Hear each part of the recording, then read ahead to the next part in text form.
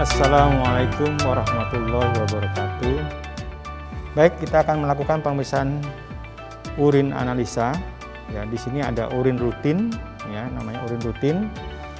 Ada dua, pemeriksaan secara konvensional, ya, dengan bahan sampelnya urin, ya. Kita lakukan pemeriksaannya secara konvensional dan secara dipstick, ya. Dipstick itu dengan ini, dengan stick. Ya, dengan stick ini namanya dipstick. Baik, untuk pemeriksaan secara konvensional dulu, ini ada tiga macam, yaitu pemeriksaan makroskopis. Makroskopis itu urin kita lihat secara kasat mata, ya, dari volumenya, warnanya, dan baunya. Kemudian juga buihnya, banyak nggak buihnya. Nah, ini secara makroskopis. Kemudian secara kimia. Kimia ada dua macam, kita lakukan pemeriksaan di sini, yaitu pemeriksaan glukosa di urin, yaitu dengan larutan benedik ini, ya, ini benedik. Kemudian pemeriksaan protein dengan ini asam asetat 6%, ya. Ini ada pemeriksaan protein, itu secara kimia. Kemudian yang ketiga adalah pemeriksaan secara mikroskopis.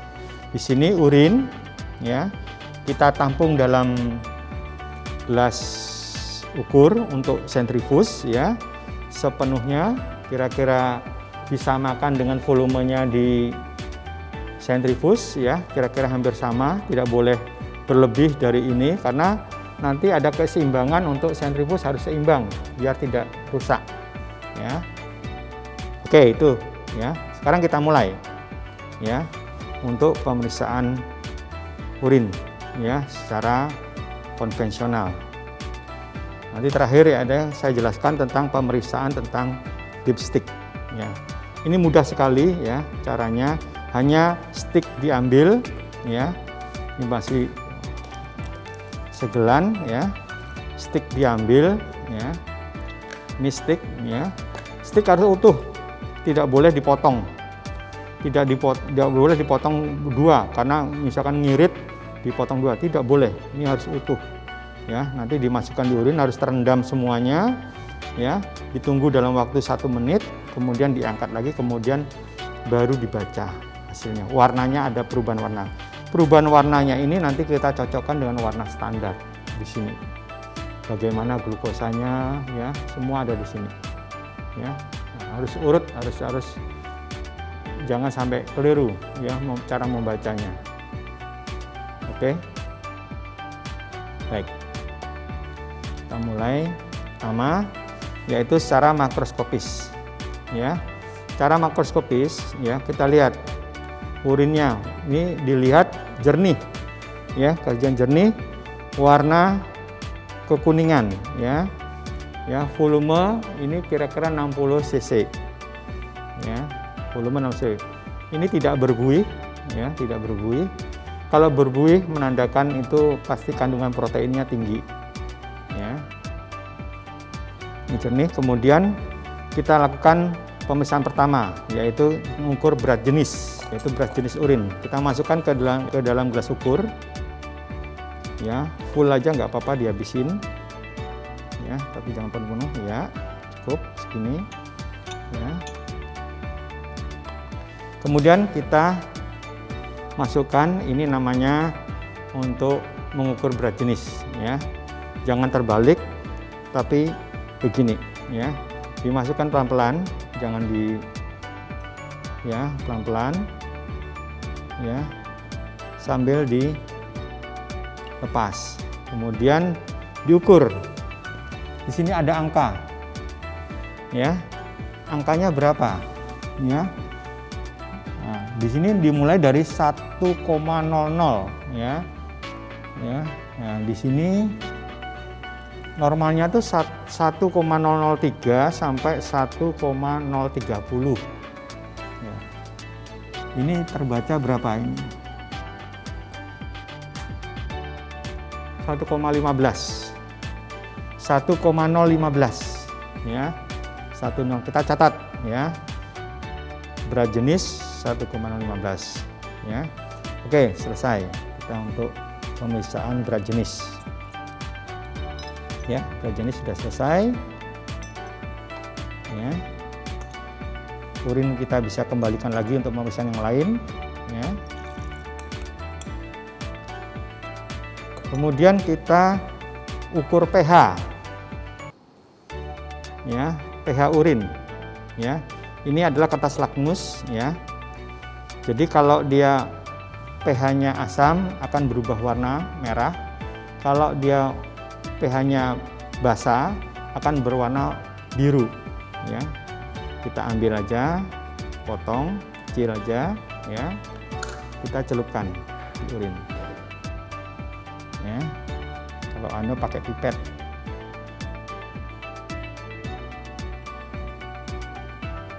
Ya.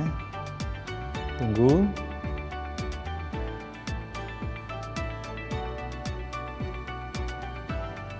Nah, berapa pH-nya? Ya, kita lihat sebenarnya nih. Ini ada warna, ya. Ada sini ada standar warnanya, ya. Kita cocokkan warnanya. Kita tunggu kering agak kering dikit, ya. Di sini ada warnanya, ya. Di sini ukurannya, ya. pH-nya itu normalnya 5 sampai 8, ya. 5 sampai 8. Diharapkan yang normal itu biasanya asam, ya. Asam, karena asam itu artinya menghindari pertumbuhan bakteri, ya. Nah, kita cocokkan di sini, ya, ini di sini antara kurang dari 4 sampai 9, ya. Kita misalnya kira-kira aja di sini, ya.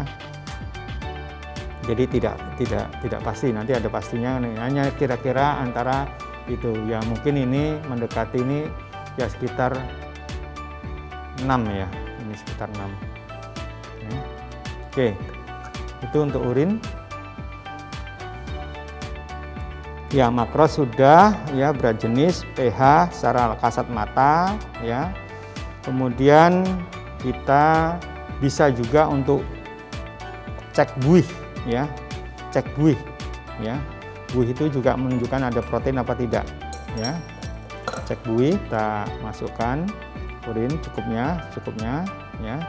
Ini, kemudian kita kocok. Kita tutup dengan tangan, ya, yang kuat. Kita kocok yang kuat, ya. Hati-hati, ya. Nah, dia berbuih nggak? Berbuih, ya. Nah, tetapi sebentar lagi kita biarkan, ya. Kalau buihnya tuh langsung hilang, ya, berarti itu tidak ada kadar protein. Kalau tetap ada terus, ya, berarti ada kandungannya di sini. Mungkin adanya protein, ya. Ini sebenarnya nggak ada buihnya, ya. Oke. Sekarang kita lakukan pemeriksaan kimia urin. Kimia urin ada 2, cukup melakukan pemeriksaan glukosa. Glukosa ini untuk kita mengetahui fungsi dari gada ginjal, ya. Adakah reduksi urin apa tidak? Kalau ada reduksi urin, artinya ada gula di urin, ya berarti nilai ambang gula di darah itu sudah terlampaui, ya, yaitu misalkan sudah melebihi dari 180 mg, ya, per desiliter. Itu pasti di urin akan ditemukan glukosa, ya. Itu pada orang diabetes mellitus biasanya kan kadar gulanya tinggi di atas 200, ya, pasti di urin ada ketemu. Tinggal derajatnya atau secara semi kuantitatifnya apakah positif 1, positif 2 atau positif 3. Ya, sekarang kita lakukan pemeriksaannya. Kita ambil tabung, ya. Ambil pipet, ya. Kita masukkan sebanyak untuk glukosa, ambil dulu Benedict, ya, Benedict 5 ml Benedict, ya, 5 ml dulu Benedict. Caranya masukkan, ya, 5 ml, mana 5 ml, 0,1. Nah, ini 5 ya, sampai 5. Aduh ya, oke. Nah, ini 5 ml ya, ini 5 mm, masukkan ke tabung.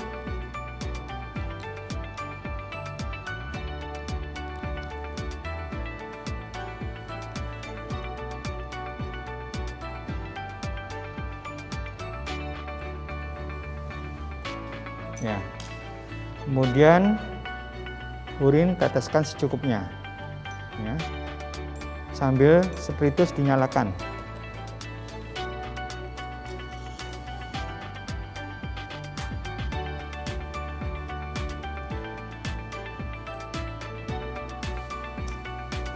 Kita ambil penjepit tabung ya,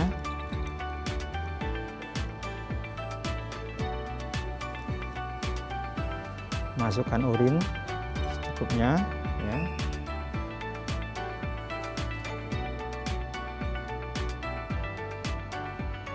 Lima tetes boleh, 10 tetes boleh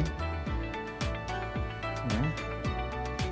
Kemudian kita panaskan, kita kocok dulu, kita panaskan, hati-hati ya, jangan sampai menyemprot ya. Diusahakan jangan di ujungnya, kalau di ujungnya dia akan nyemprot di bagian badannya. Kita panaskan sampai dia mendidih.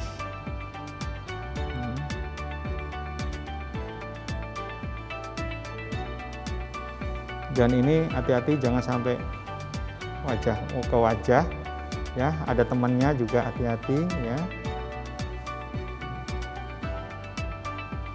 Kita lihat warnanya, dari perubahan warnanya.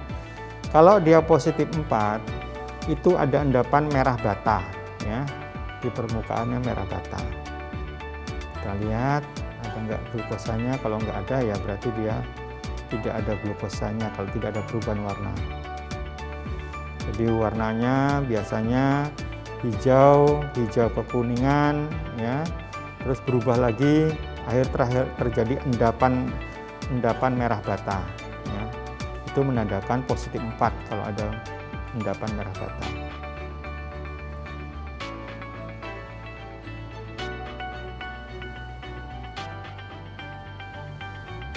Ya, sambil nunggu.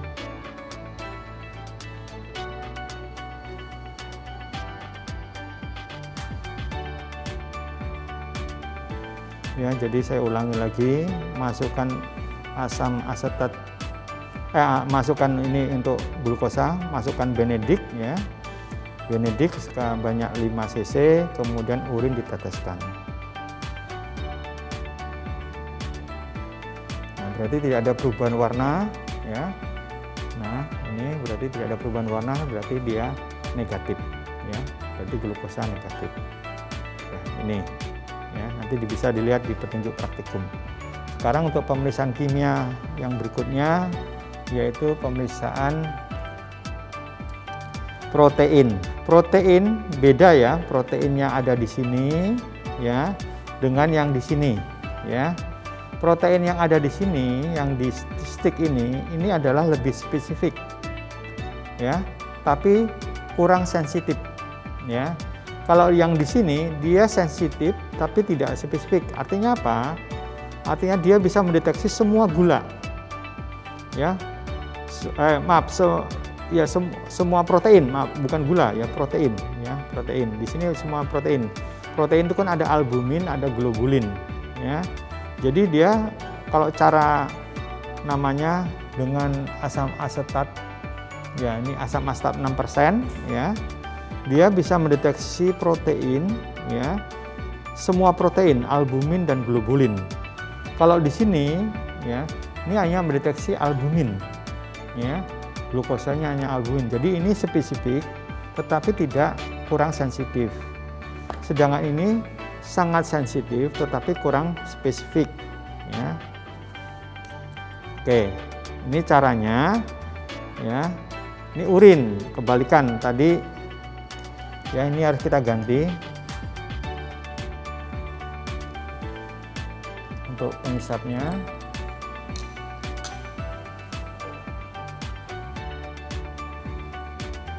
urin 5 ml ya. Ya. Ambil 5 ml.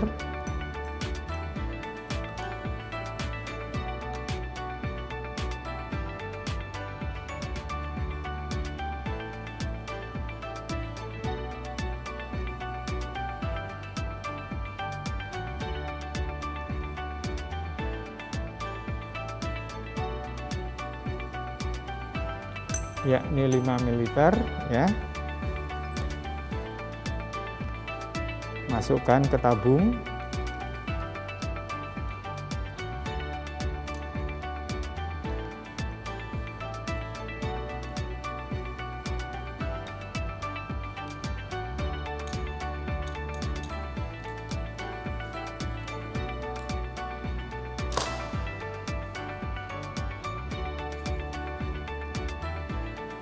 Kemudian ambil asam asetat glasial.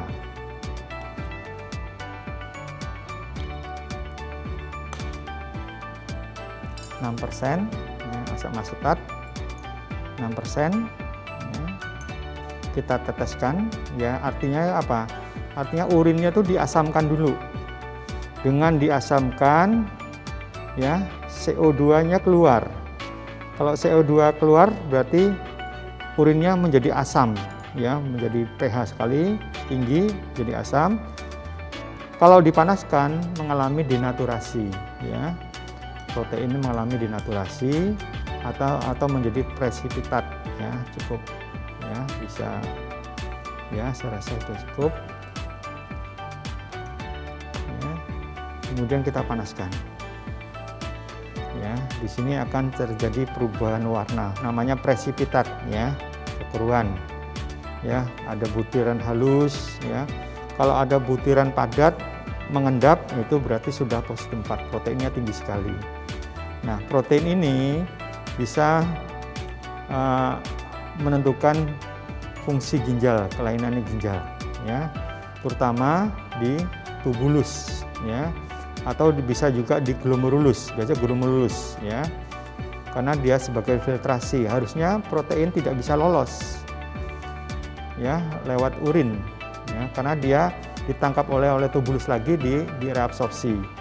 Kalau sampai proteinnya ada, ya, macam-macam penyebabnya, bisa di luar ginjal, bisa di ginjal. Kalau di ginjal dan itu sifatnya permanen, menetap, nah, menunjukkan ada gangguan fungsi daripada glomerulus, ya, secara anatomik ataupun secara fungsi. Biasanya gangguannya pada anatomik dulu, ya, setelah anatomik baru fungsi. Kita terus panaskan sampai seperti tadi, ya, mendidih, ya, pelan-pelan, hati-hati, jangan sampai nyemprot, jangan terus dibiarkan gini, hati-hati, dia kalau dibiarkan gini harus digoyang-goyang, ya.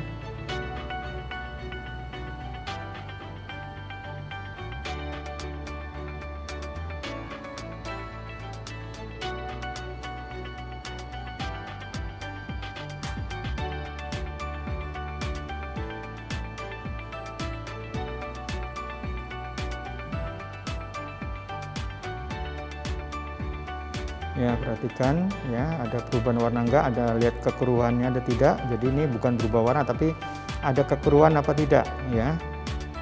Ada kekeruhan apa tidak. Nah, ini sudah hampir mendidih, ya. Perhatikan, ya. Ya, perhatikan, ya. Nah, hati-hati, ya. Nah, baru kita amati. Nah, di sini jernih, ya, tidak ada kekeruhan. Berarti apa artinya? Tidak ada kandungan protein. Berarti ini normal, ya.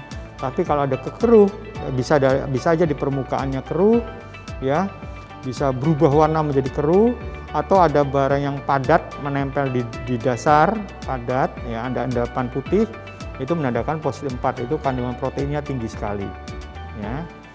Baik, ya, ini untuk protein saya rasa cukup. Untuk kimia hanya 2 itu saja yang kita lakukan, kimia urin, ya. Kemudian terakhir yaitu pemeriksaan tentang mikroskopis ya dengan alat mikroskop. Nah, mikroskop ini ada pembesarannya 40 dan 10 ya. 10 artinya pembesarannya lemah ya, kecil ya. Pembesaran 40 ada pembesaran agak kuat atau sedang ya. Nah, kita lihat pembesaran 10 itu untuk apa aja ya. Kita lihat di sini 10 ya. Ini ada pembesaran 10 ya. Ini pembesaran 40, ini 40, ini 40, ini 10 ya. Ini aja dua ini yang kita pakai ya, 10 dan 40. Nah, 10 ya, nanti kita gunakan nanti pemeriksaan untuk mengetahui epitel atau apa. Nah, ini secara morfologi misalkan untuk melihat sel-selnya eritrosit apa leukosit dengan pembesaran 40. Kalau epitel cukup pembesaran 10, ini 40. Ini 40. Baik, caranya bagaimana? Caranya kita lihat, ambil lagi untuk ini adalah sentrifuge. Kita lihat di sentrifuge tabungannya segini. Ya, urinnya juga harus sama. Ya, harus sama jumlahnya. Ya, bisa kita lakukan.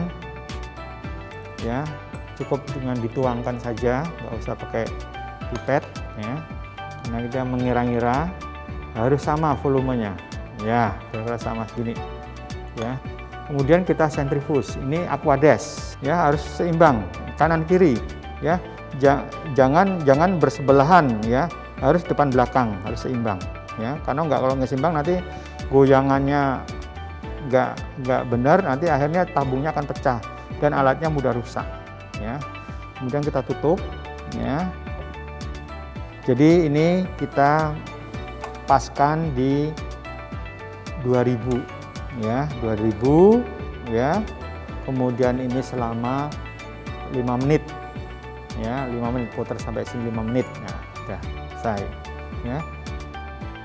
5 menit ya. Nah, 5 menit. Nah, ini akan mutar. Kita siapkan objek gelas dan deglas ya. Ini deglas, objek gelas ya. Kemudian setelah kita lakukan ini semuanya konvensional, kita cocokkan ya dengan cara stick ya, dipstick. Nah, dipstick ini sudah komplit di sini. Ada pemeriksaan tentang berat jenis, ada di sini juga dan ada angkanya. Ada pH ya, ada kadar protein, ada kadar glukosa, lengkap di sini ya. Glukosa, jadi dia ada satu-satu ya. Ini lihat sesuai gambarnya ya. Jadi ini ya, kita lihat. Jadi ada glukosa, ada bilirubin, ada keton, ada berat jenis, ada ini darah ya, blood, ada pH, ada protein, ada urobilin, ada nitrit, ada leukosit ya. Oke. Caranya bagaimana? Kita ambil stick. Ya. Satu aja stick ya. Kemudian kita rendamkan selama 1 menit. Ini harus tercelup semua. Ya. Tercelup semua. Ya, tercelup semua nih ya. Perhatikan, ini tercelup semua ya. Jadi nggak ada yang nggak tercelup ya. Tercelup semua di sini. Ya, selama 1 menit. Kemudian kita ambil. Ya, kalau udah 1 menit kita ambil. Kita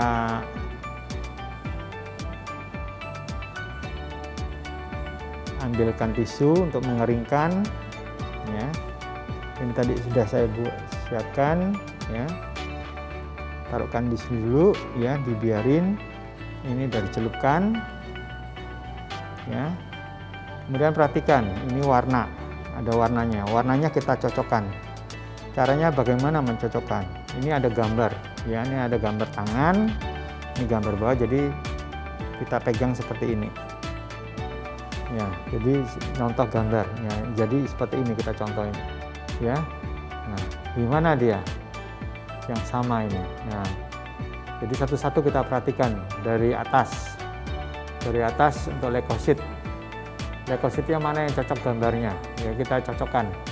Oh ya, ini cocoknya. Ya, berarti ini sekitar ada 15. Ya, leukositnya ada 15. Kemudian nitrit. Nitritnya di sini. Oh, berarti negatif. Nitritnya negatif. Ya, nitritnya negatif. Ya. Kemudian urobilinuginnya kita cocokkan juga, ini sama. Ya, berarti masih dalam batas normal semua ini. Ya, ini ternyata sama, masih dalam batas normal semua. Ya, ya, masih dalam batas normal ini. Jadi, tapi kita lihat ini, ya, untuk glukosanya ya. Jadi ini sama sekali tidak ada negatif ya. Warnanya tidak ada yang kehijauan masih. Ya. Jadi ini, jadi sama ya, sama dengan standar. Jadi masih normal. Ini masih normal. Nanti ada, kalau ada perubahan pasti ada kan warnanya kita cocokkan ya, mana yang cocok ya. Ya, ini. Jadi harus begini bacanya. Harus sesuai ya. Harus sesuai. Ya, ya. Interpretasinya apa dipstick ini ya? Kita lihat. Glukosa ya. Berarti menunjukkan dia istilahnya bagaimana fungsi ginjalnya ya.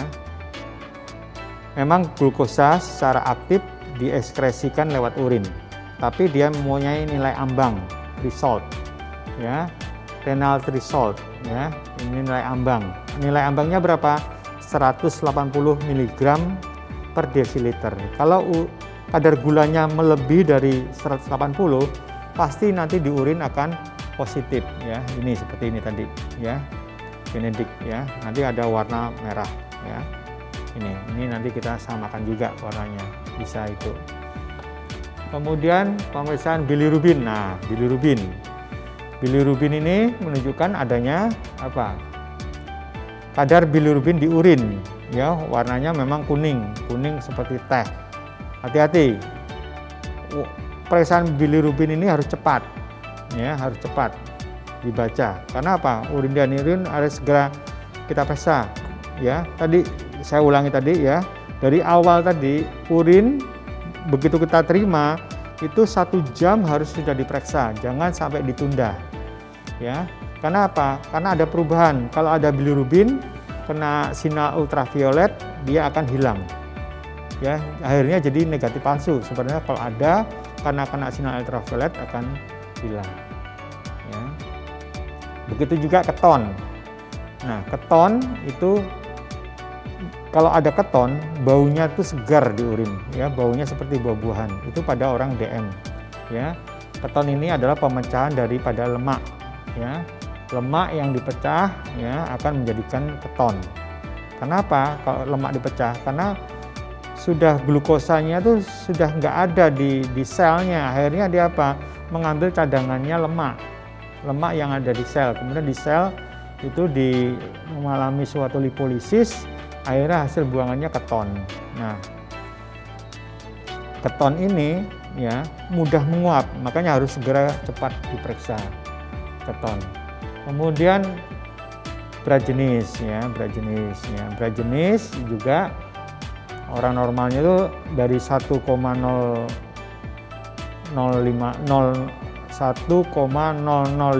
sampai 1,030 ya. Semakin rendah artinya berarti fungsi ginjal pengencerannya sangat terganggu. Ya, kalau sampai 1,001, nah itu berarti udah ya, itu menunjukkan udah fungsi ginjal udah terganggu ya. Kalau tinggi berarti itu endapannya banyak sekali kadar-kadarnya yang terlalu di urin. Jadi kalau orang gagal ginjal itu cenderung berat jenisnya akan cenderung rendah. Kemudian ada darah. Nah, darah kita lihat, kalau darah memang kasat mata kelihatan ya. Darah itu kita bagi dua, ada makroskopis, ada mikroskopis ya, darah. Kalau makroskopis kelihatan sekali sudah merah, itu namanya makroskopis. Kalau mikroskopis ini nggak kelihatan darahnya, tetapi begitu diambil dengan mikroskop tadi kita periksa secara sedimen, kelihatan sel darah, berarti itu ada darah secara mikroskopis. Ya. Nah, darah ini menunjukkan adanya bisa macam-macam gangguannya, terutama di glomerulus. Ya, harusnya darah tidak bisa keluar. Nah, pada orang glomerulitis nephritis akan bocor, darahnya akan keluar. Kemudian pH. Nah, pH ini menunjukkan fungsi ginjal kita juga, dia mengasamkan atau membasahkan. Kalau dia darah kita terlalu asam, ya, asamnya akan dibuang, ya, lewat urin. Ya, kalau dengan darah basah juga fungsi ginjal membuang basahnya. Itu tergantung. Jadi darah kita tuh diatur di dalam pH di dalam darah kita diatur di ginjal juga yang berfungsi ginjal dan paru, ya. Kalau asam basa kita di darah. Tapi untuk di urin ini kita lihat gampang sekali tadi dengan kertas lamus atau dengan stick ini, ya, kita lakukan pemeriksaan. Umumnya pH kita ya cenderung asam. Karena apa? Dengan keadaan asam itu mencegah pertumbuhan bakteri. Ya, kalau basah, itu bakterinya biasanya banyak dan biasanya agak berbau, ya, urinnya agak berbau. Ada lagi protein. Nah, protein juga menunjukkan fungsi daripada tubulus, ya, tubulus dan glomerulus. Yang pertama glomerulus, harusnya protein tidak bisa lewat urin, ya, karena ada filtrasi. Sampai keluar di urin berarti glomerulusnya sudah agak bocor, ya. Ini protein. Kemudian ada lagi urobilinugin. Nah, ini urobilinugin harus tahu prosesnya seperti tadi dari bilirubin, ya. Urobilinugin ini normal, ya, normal. Ya, ada di urin. Kemudian nitrit. Nah, nitrit itu menunjukkan bakteri. Bakteri nitrat merubah menjadi nitrit, ya. Kalau nitritnya positif berarti menunjukkan di urin itu ada bakteri. Artinya di saluran kemih ada bakteri, menunjukkan itu ada infeksi pada saluran kemih, ya. Kemudian leukosit, ini leukosit eksterase namanya. Ya, leukosit eksterase yang paling atas, leukosit eksterase menunjukkan bahwa adanya infeksi, ya. Kalau leukositnya positif berarti menunjukkan ada infeksi ini, ya. Berarti infeksinya di mana? Bisa di saluran kemih bagian atas atau bagian bawah, ya, terutama di traktus urinarius. Oke, itu untuk dipstick. Baik, ini adalah pemeriksaan mikroskopis. Kita lihat tadi urinnya, ya. Nah, lihat endapannya ada enggak, ya. Kalau enggak ada endapannya, ya berarti, nah, ini dilihat di sini ada endapannya enggak urinnya, ya. Kemudian kita buang urin ini, kita buang. Biasa aja disisain. Nah, kemudian masih sisain gini. Jadi jangan bersihkan sekali. Kemudian ambil pengecatannya. Ya, ini Steinheimer-Melvin, ya. Ditetesin, ya, ambil pipet. Secukupnya aja. Bisa 1 tetes atau 2 tetes.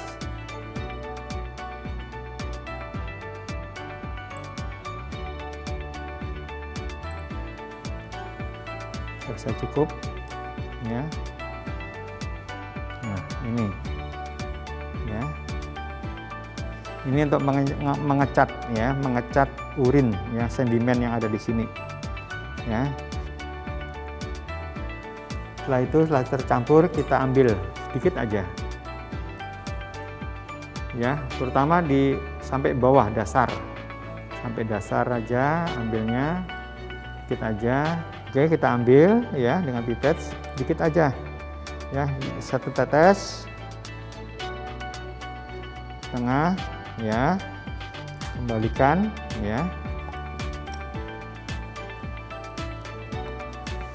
Kemudian kita ambil objek di gelas, di gelas 1 aja, ya. Kemudian kita tutup. Nah, sudah bentuk tutup gini ya. Ini urin sudah, terus kita bacakan di mikroskop. Kita masukkan di mikroskop, hati-hati lihat. Ya, perhatikan mikroskop. Ini ya, kita lihat ini lampunya ya. Pembesaran dari pembesaran 10 dulu. Ya. Atau lampangan pandang kecil ya. Dulu kita perhatikan, kita lihat. Ya. Di sini pembesaran 10 ya.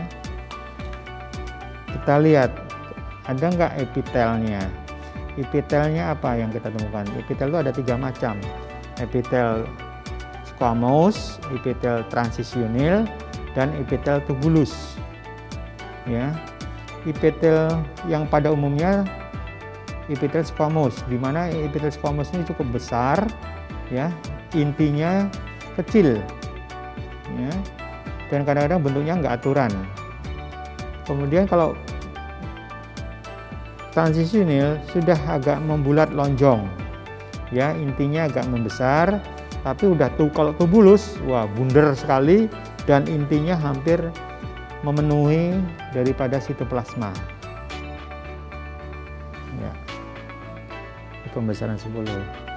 Masih kurang jelas, misalkan ada ketemukan sesuatu, kok apa ya ini, ragu-ragu, kemudian dibesarkan dengan pembesaran kuat ya, atau pembesaran besar LPB. Ini anehnya LPK, ini LPB, lapangan pandang kecil, lapangan pandang besar ya, dengan pembesaran 40. Baru nanti kita jelaskan, nanti dihitung di situ ada, bisa lihat eritrosit, bisa lihat leukosit, bisa lihat silinder ya, macam-macam yang kamu temukan di sedimen urin. Oke, demikian pemeriksaan urin ya. Saya ulangi lagi, jadi pemeriksaan urin itu ada secara konvensional dan ada secara sticknya. Stick ini juga sebenarnya konvensional ya, konvensional. Tapi di sini urinnya ya, pemeriksaannya ada 3 macam, makros, kimia, dan mikros. Sedangkan ini adalah dengan stick ya, dengan dipstick ya. Oke, itu aja adik-adik, mudah-mudahan bisa melaksanakan praktikum ini dengan lancar ya. Ada petunjuk praktikumnya, silakan untuk dibaca dan dipelajari. Terima kasih. Assalamualaikum warahmatullahi wabarakatuh.